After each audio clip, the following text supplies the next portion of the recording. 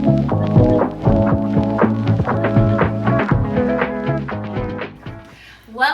to another episode of the Parent Engage, the podcast, where we help parents and caregivers and equip them with the knowledge and resources that they need to be involved in their children's education. I'm your host, Coach Jay, and we're so excited to have our guests here with us today. We have a few guests with us today. First, we have our guest co-host. I'll let them introduce themselves first. Start with your name and how old you are. Hi, I'm Maria and I'm 21 years old. Hi, my name is Amiyah and I'm 18. Hi, my name is Javontae and I am 16 years old. Woo woo, okay. And today we are honored with the presence of another District 9 candidate running for the Chicago Elected School Board. So I'm going to give her introduction and I hope I do it justice, okay? All right, so today we are continuing our conversation about the historic Chicago Elected School Board. Last week we were joined by Lamont Raymond Williams. We did send an invite to Therese Boyle, however, she did decline our invite. She wanted to prioritize community canvassing and knocking on doors. Yeah, she did that. However, I am excited to introduce our guest today. Lanetta Thomas is a U.S. Army veteran, CPS parent, and senior at Chicago State and Governor State University. She is a community organizer and a mother of 4, 2 of which are diverse learners. Lanetta has been involved in organizations such as SOUL, which is Southsiders Organized for Unity and Liberation, thank you, advocating for racial justice, economic equity, and educational opportunity. So let's give it up for Lanetta, y'all. Thank you so much for being here today. Okay, period. You know, look, she's here and we're glad to have her. So we usually like to start these things off with a little fun icebreaker that everybody gets to answer today, okay? So our icebreaker today is, if you could go back to your school days, what is the one thing that you would tell your younger self? I would tell my younger self to stay in the marching band and actually probably go to Southern University in Baton Rouge, Louisiana, and instead of going to the Army. But the Army did me a lot of justice. But I probably would have went to HBCU. I went to a PWR, but that's okay. You all want to answer as well? I would just advise myself to never give up, to continue to pursue the things that bring happiness to my life, as well as pursuing the things that make me special, so that when I do transition into adulthood and going to college, I will have a good resume for that. I reaffirm myself and remind myself that nothing can really change your education other than you continuing to learn. So, just remind myself that I am smart and I am capable, because I feel like younger me needs to hear that. I think a lot of us did. I don't feel like I would change a thing about myself. Back in my younger days, I feel like I did everything 60-year-old you. to the T, you know. Yeah. I was great. It was all great. Okay. No, for real. I think so. Reaffirm yourself and then just get involved in the things that will help you grow and to flourish. It And just then did the same for me. be you. Yes. Be authentic. Yes. Yes. What's yours? Right. Oh. So I think mine would be a combination of the two, but I really was involved when I was in high school, and I did have a lot of confidence. I think what I would have told myself was that I don't have to push myself too hard, right? Like I feel like at some point I was over involved and I was like trying to compensate for things, but I feel like I could have just chilled a little bit, you know, and like rested. But now it's in me, you know. I got that hustle in me, but it's a good thing too. So I ain't too mad at it. But yeah, look at us. We growing, we developing, we love it. Okay. So we're now going to move into our main topic session. So this is an opportunity for our guest hosts to ask a few questions, and then also you can ask some questions too, like when we get around to it, because they want to get questions too. Okay. So Bree, you want to go ahead and get us started for today? All right, so it's no secret that when parents and teachers work together, students benefit. Lanetta, how do you, what are your your strategies on improving academic achievement across schools in your district? So there are schools in the district that do perform well. So I would like for us to, like, I'm an organizer, so I believe in the power of coalition. So I would like the schools that are performing well to give some tips and techniques to the schools that are low performing. So you can like, okay, how are y'all doing this? And I think that will bridge the gap of community and let people, it's because it's like a competition, and stop making it a competition thing, because the whole goal is for the kids to achieve and for Chicago to do well, because I'm heavy on Chicago. So if we all working together, I feel like that will bridge the gap and help us, our kids. I can't even say what your answer to answer your question. Bridge the gap out. Yeah. Yes. Miss Lanetta, why did you decide to run for CPS elected school board? So I'm a student, and I know from me being a student, I'm a non-traditional student because I'm 32 in college. But I know they don't listen to us in college as a student. And when I was in CPS, they didn't listen to us either. I was one of those students that, I went to Percival Julian, and I was there during 2009 when they did the Renaissance 2010 and closed those 51 schools. I was out at the board fighting for our schools and advocating for the students. And since then, I joined the military, got married, and had children.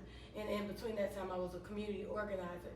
And I've never stopped organizing on behalf of the community. And when this position got ratified and they said it was going to happen, I was like, this is a good opportunity for me to continue what I was fighting for. Right, and promote these schools because they need some better education and learning. Yes, we need, I really feel like the student voice wasn't heard while I was in school, and it doesn't get heard a lot while I'm in a university. And I just want to make sure the student voice get heard and the students have a seat at the table. Yes, the students do not, they're so underutilized when it comes to their own education. I agree. Like, it could be so much easier. It really We all could if you just worked like all listen. together. Just listen to what we have to say. But Because y'all in the schools. Yes, right? so you like, see firsthand everything. You look up at the ceiling and see this crack in the building. So Why you can get the school fixed? Can't do this, can't do that. Why the bathrooms only got one stall? Why can it'd be a lot. it does. Yeah. I concur. I concur. I just wanted to ask, what separates you from the other candidates who are running for the same position? I think what separates me is not obvious things are like I'm a mother of children in school, but I think what separates me is that I've been to so many schools in the district, so I know diverse cultures. I went to Juarez, I went to Julian, I went to McKay, I went to Curtis, I went because my mom moved around, and I know the struggle, if for a lack of better words, of people that have to bounce around in CPS and have to learn different environments. I don't have any friends from kindergarten to now because I met so many different people, but that also led me to be able to understand the Hispanic culture more, understand the Italian culture a little bit more, and of course I'm Black, so I know my culture, but I was the only girl. So I knew how to play football and stuff. I never learned how to do double dutch or anything, but I understood how to be a girl because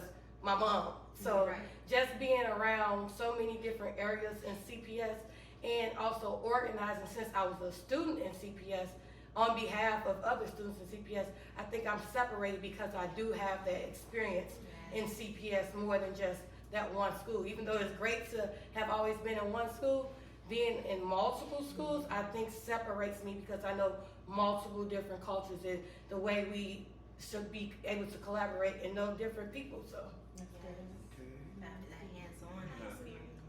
yes. Okay, so being a mother and being a full-time student at GSU and Chicago State, how do you plan on balancing those things with the unpaid board seat position while being able to advocate for the students of CPS? Okay, so this semester I intentionally overloaded myself with classes because I knew next semester I had to be more available because Lanetta Thomas is going to win the board seat because Lanetta Thomas, the CPS is supposed to change, and I know my purpose here in life, like, you're a faith-based person. My purpose, I know the Lord sent me here to change Yes. for the children of Chicago. So I made sure that I overloaded myself so when courses come next semester, I do have that availability. My load is actually lightened because I took so many classes this semester. My children, they like aftercare. They love going to their aftercare provider. They've been with her since my baby was a baby and she's 6 now. So they actually like to go after school and go with the aftercare because I'm really an introverted person. So I don't have like a whole bunch of friends with kids. So my kids actually like to go there because they get to be around other kids. And just, I balance it by being able, we have family days, we do, the weekend is our time. We, at nighttime, my kids think that's the time to tell me their whole 3-hour long story about A, B's, and C's or anything. So I open myself up to them when we reconnect that night and we talk about whatever we need to talk about. My teenager, she's being a teenager right now. So she's like, you didn't listen. When I asked you about your grades, ma'am, that's me asking about your grades. Like I do listen, and when I come up to you and tell you something, that's because I truly care. Because you want to be a veterinarian, so since you want to be a veterinarian, I'm going to push you a little bit harder. Because I'm in school right now. I know you having a C in biology is not going to cut it in college. Because that's a failing grade in college, and she doesn't understand that now. And I would have never understood it if I didn't go to college. So me going to college at this late stage while she's in high school about to go over, that helps me understand what to look out for her. Because her, my 16-year-old, I actually adopted her. Her mother passed away and never went to college, so she never had someone to be able to. She'll be a first generation student. Position for alignment. Yes, that's what I believe. That's what I believe. I know I'm gonna have more than enough time because everything aligned perfectly for this moment. Okay, so I read that you had students that are children that are diverse learners. Yes. So what is your specific plans to make sure that diverse learners are advocated for? So myself, I am a diverse learner as well. I get accommodations at school, so I know that there are things from the American Disability Act that are set in place for us, and a lot of parents don't know that they get those opportunities. I want to make sure that parents are in coalition and get more knowledge and education on. IEP is a 14-day turnaround. It's not 2 years, 6 months, or anything like that. A parent can literally say, I'm going to go and hire a lawyer. Like, you can email CPS. If I don't get any answers, I'm going to take legal action, and that quick turnaround. I want to involve parents in their child's active engagement in their child's IEP process, their 504 processes, and be open with it about it and advocate for them, not only at this board level, but down in Springfield. Since I'm a student in college, I write original legislation because I'm a model Illinois government student. I'm the president of the Senate, so I know how to go knock on doors down in Springfield. I do that. I'm the president of the Senate, so I know what to do and how to do it and how to get it done. And I'm an organizer, so I know what to do, how to do it, and how to get it done. Right. Okay, I'm very impressed so far. What do you think would be your outcome after you do get elected? How do you see it playing out? I see, so we don't get on the board till January for real, but I see planning out just leading up to from November 5th to January 15th. I see myself starting to build coalitions with the parents right now, not when I'm at the seat. Get straight to it, because we're about to go on Thanksgiving break, winter break, and all during that time we have more than enough time to figure out some stuff that we can do to start advocating for the children with disabilities. Like I want to do music, arts, and vocational skills in every school. I want to actually see and talk to students and things and say, what do y'all want? And it's 96 schools in my district, yikes. But I would like to go to the schools like that's in my heart, which the far south side schools, Julian, Harlan, and talk to those students, those schools where it's only 400 to 200 students, and actually really talk to them, because like I said, no one's listening to the students, and a lot of solutions could be made with the students. So that's what I see myself doing, actually getting to work, because I'm a community builder and I build power is through community. You got my vote. Building off of that, Still got it. building off of that, I wanted to know, like, where do you think that the previous board district members have, I want to say, like, failed? I don't want to say that, that's a hard word. But, like, what slack, or where do you plan on picking up the slack from where they kind of, like, left off? Yeah. Or, like, where they fell off. What do you think that you can do to kind of, like, build up from that? I think the previous board members, we had a lot of board meetings and they were like, oh, I feel it in my heart and stuff like that, but there was no action done after it. Like they did have stuff where students would come out and speak, parents would come out and speak, community members and teachers would come out and speak, but I didn't see a lot of action being done behind that. I understand there's a thing with budget, but there's no thing that says you can't speak to people and get on their level, because I feel like people that get in like elected positions lose a sense of humanity. And they feel like they're a higher class. Yeah, and I'm so anti-political. Like for real, like me doing this was a lot for me. But I didn't see nobody like me that was like, I'm gonna get in their face and make sure They it's really transparent. have politicized this. I'm annoyed. And by it's it. about the students, and they have completely politicized this, and it's just not. It's awkward, it's weird, it's unfair. It's not supposed to be political. It's supposed not. to be about education, quality not supposed to be. education, and care for the students of CPS. It's become to a point where a lot of students don't recognize or realize that they're not getting quality education. Yes, and I don't like that. I don't like the politics of it, because when this position opened up, it was 2 people on the ballot, and I was like, oh, okay, it's only 2 of us that actually care about the kids, but it's okay. And then all of a sudden, everybody started popping up. I'm like, what are y'all? Y'all know this is a volunteer position, right? Like, what is your real true motive? Because I don't see y'all at these meetings when I'm out there with the community and things like that. So where did you come from? That's how I felt. They probably just want a position. So, are you an independent candidate? In my own right, I consider myself an independent candidate, because no matter who I'm endorsed by, I tell people no. And you can fact check that with I got the receipts. Like, I tell people no, I say this is not how I want this done. When you talk about me, you talk about the children first. When I see somebody sending a flyer out for me, or a text message out for me, I would say, why did you say anything about my opponent? If you're not talking about the kids, don't send nothing out on my behalf. I don't want you to talk about my opponents. I don't care what they can do whatever they want to do. I'm not in this for the politics of it. Y'all can run y'all political show. I'm not in here for this. I'm in here for the kids. Talk about the students and the issues, and I can show that for, like, I tell people all the time, no, I need to see it be about the kids and the issues. If you're going to send out a text and say it's on my behalf, because that's not how I feel about it, so I'm not going to allow it. So that's understandable. So yes, I'm an independent candidate in my own right. I know. What are some of your funding goals, considering the deficit that CPS has in their budget right now? State of Illinois and federal government, where's our Title I and Title IV funds that we're owed? Well, there you go.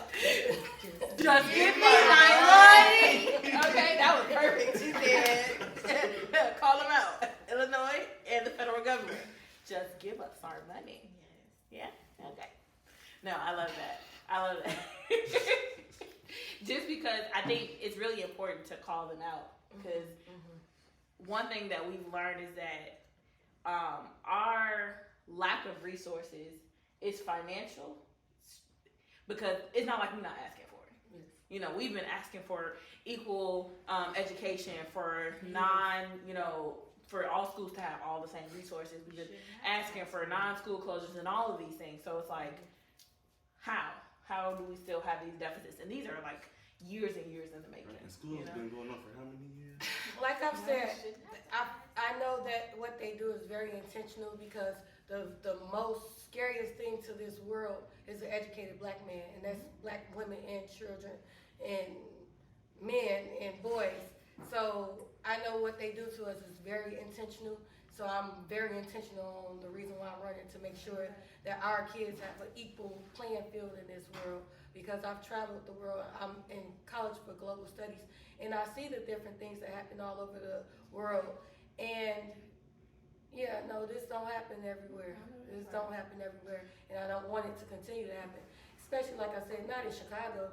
You can't tout Chicago as one of the greatest cities in the nation, but our education system is one of the poorest. It doesn't work like that.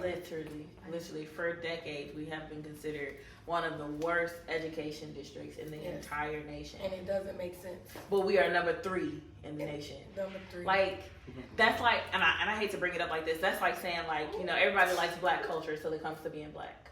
You know what I'm saying? Like, and that's the same thing with Chicago. Everybody loves Chicago until it comes to our education. Yes. You know, and that's one of the things that we just have to reverse. And I think that's why this school board is so important, because as an elected school board, being that this is so historic, it's like this is the first time we actually have an opportunity to create the change that is necessary. Like, not even, I think it's beyond necessary at this point. Like, we got to do some work. We got to. Do you have any questions for our guests? Yes. You being 16 in school, in what school you go to? Now I'm currently attending Excel Academy. How do you want to see change, and what would bring you to, like, back to a regular neighborhood school? Like, what took you out of your neighborhood school? Well, what took me out of my neighborhood school, it was I went to a military school. It was too strict for me. Like, they had too many rules and regulations. Like, but it was so strict for certain people. Like, it was mostly Hispanics, right? Say if they had like colored hair or something, they would have no problem with them doing that. But if I had my hair colored, they would like say something to me or give me a lot of demerits. That was something that brought your barrier down. And yeah, I didn't like that. Yeah, that's something that happens to us in particular. It's forever in life, and I think that needs to change. And I pray one day that I'm here to see that we don't get ostracized just because of who we are. I don't understand how your hair color affects your learning ability or your working ability, personally. Yeah. Have you all heard of the Crown Act? Yes. In the Tignan laws. You want to say what the Crown Act is? The Crown Act is basically, it has been legal for people, as in like teachers, lawyers, doctors, employers to deny you as a black person because of your hair. Whether you wear your natural hair based off of it not being professional or not being tame.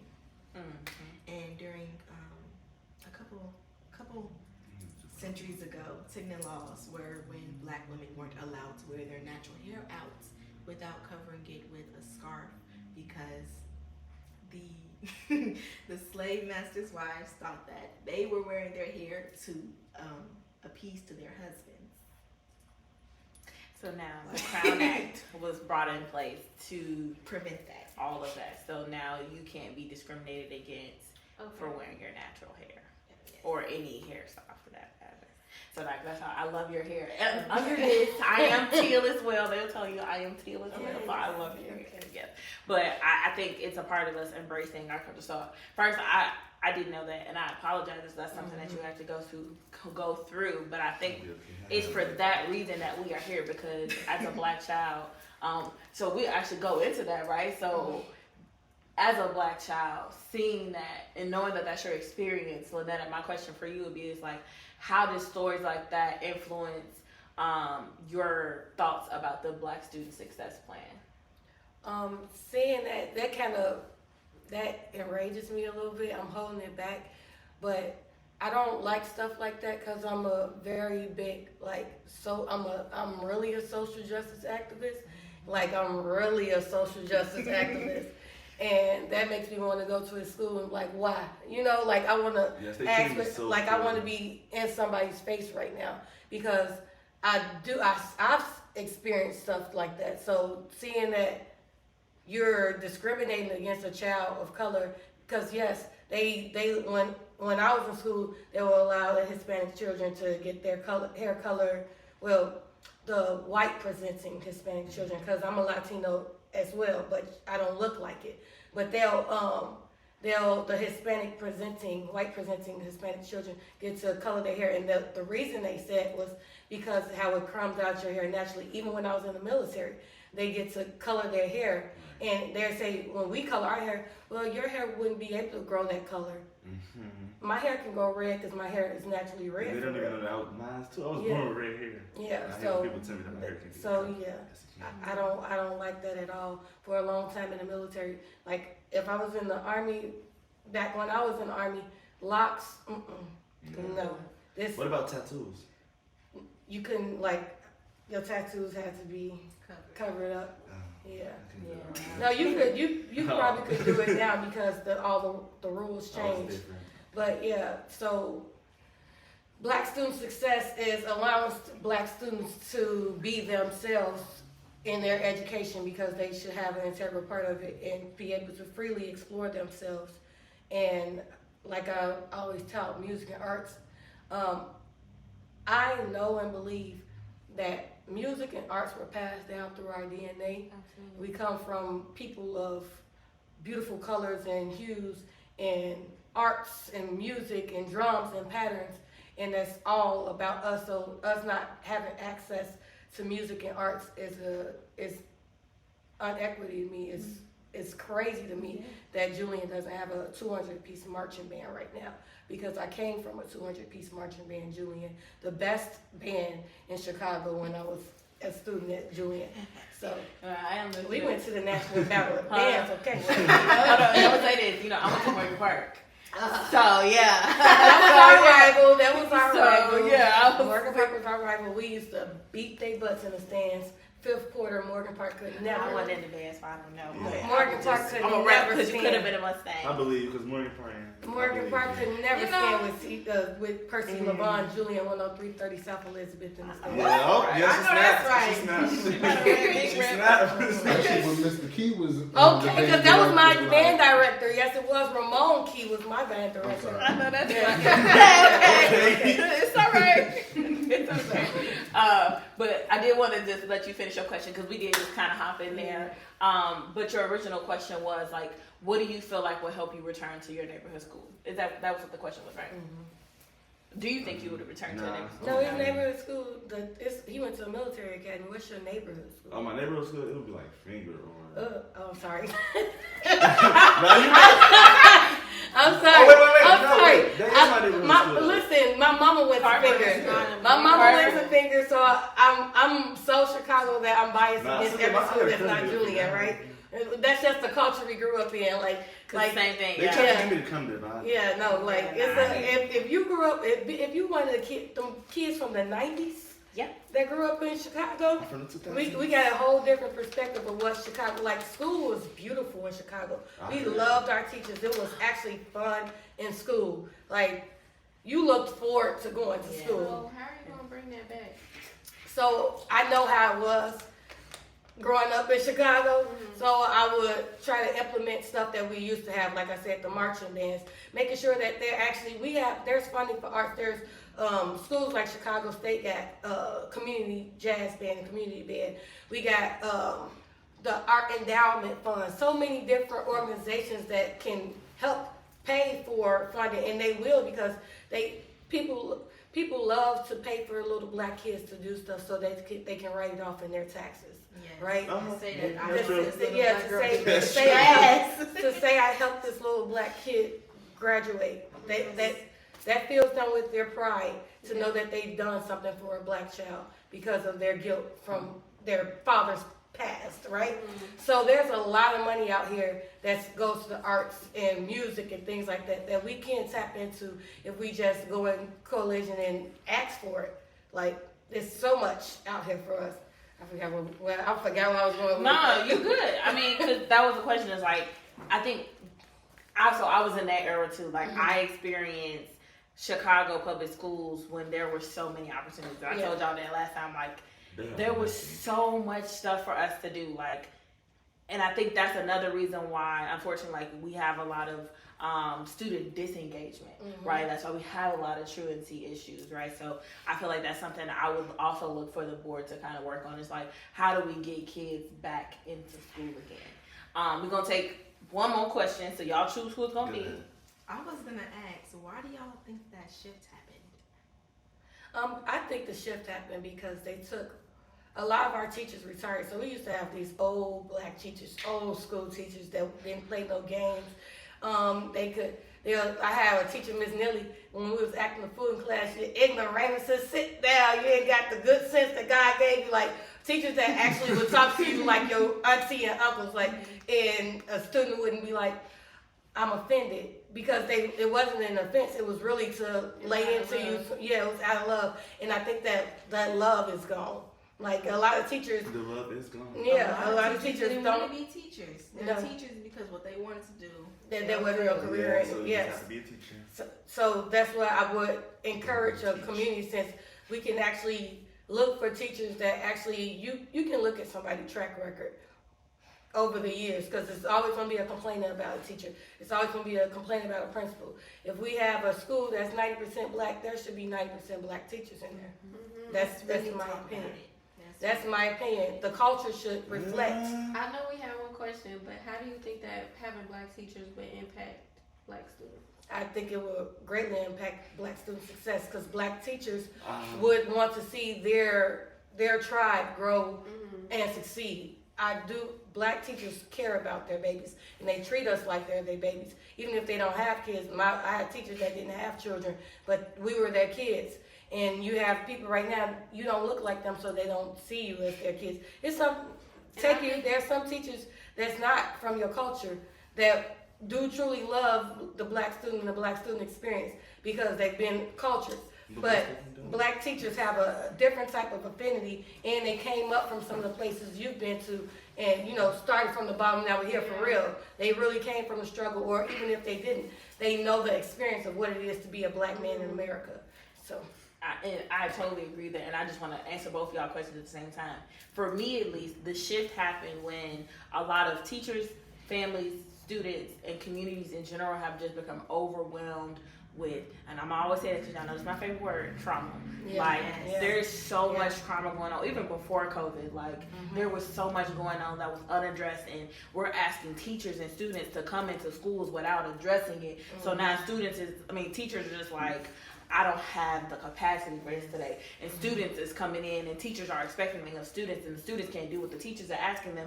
And it's like everybody is just so stretched thin, and we're not addressing that issue. Like, I personally believe in healing spaces in schools. I believe in safe spaces in schools, like giving decompression rooms and things that allow students to actually be able to, You read my platform somewhere? You read that somewhere deep in Girl, no, but you know what I mean? But I really think that that's the shift, and then that's also the solution. Like, we have to recognize human experience again, and even me, and I said this before, is like recognizing spiritual experience, like, because I always say this, like, we are bodies having a spiritual experience. Okay, so if we recognize us as that, then we can elevate on so many different ways. On top of that, you got poverty, you got racism, you got oppression, you got all these other things that are piling onto the black student experience. And like, as you mentioned, having black teachers can add to that or can take away from it, depending on how those people are supported, cultivated, and like really just foundation. Like, do you have what you need? And I think that's another thing with our schools. Our schools don't have what they need, right? Definitely don't. So, the same age as us.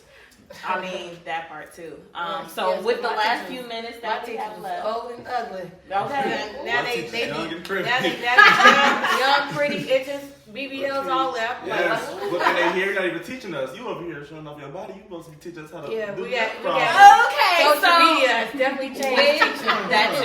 that too. But in a good way, sometimes I do see teachers who like show you the good stuff. Yeah. You know what I'm saying? But they teaching you how to innovate with your teaching. You know what I'm saying? Because like old teaching styles, we gotta move out. Innovate with the new culture of students, and we gotta innovate with the new culture of teaching.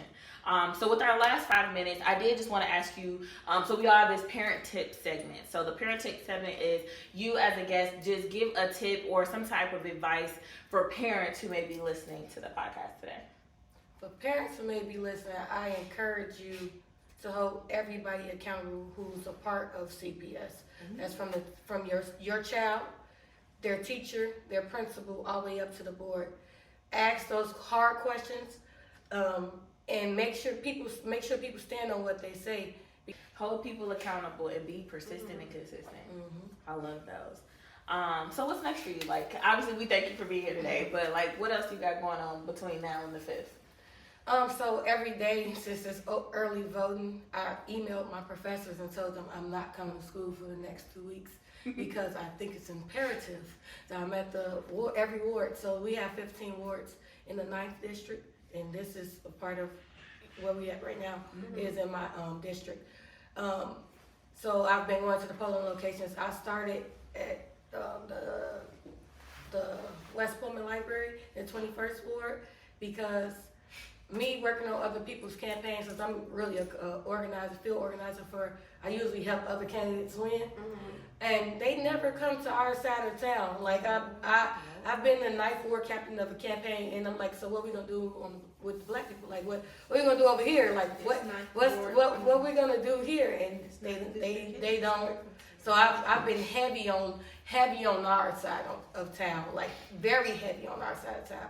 So I started with the 21st Ward, went the first day of early voting. Today I went to the 9th Ward, that's Palmer Park. I actually learned how to swim at that park.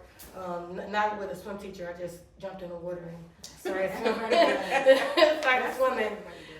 Tomorrow, even though it's not a black community, I'm going to the 19th Ward because I'm working from the bottom of our map all the way up to the top. And I'll just be at every single day. I'll be at every polling location, except the weekends, because those are my kids. I'm not compromising on that. But every single day leading up to the election, I'll be at a different ward and engaging with the voters like I have been doing. So many voters like, I didn't even know nobody. You the only one I ever seen out here. You the only person I know. So I knock on doors and people like, yeah, that you don't. Or at the polling location, yeah, you Lanetta, this actually are you really out here? So I'm gonna continue to engage with the voters because I'm a community organizer, and I do believe in the power of seeing somebody.